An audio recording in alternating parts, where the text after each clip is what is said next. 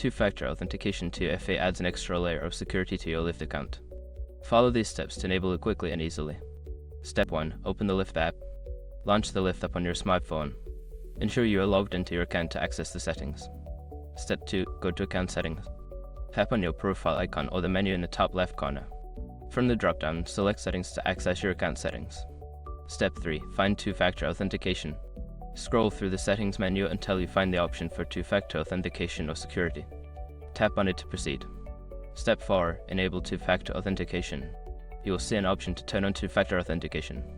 Toggle the switch to enable it. You may be prompted to enter your phone number if you haven't done so already. Step 5. Verify your phone number. After enabling 2FA, you will receive a verification code via SMS. Enter this code in the app to confirm your phone number and complete the setup. Now your Lyft account is most secure with two-factor authentication enabled. Remember to keep your phone handy as you'll need it for future logins.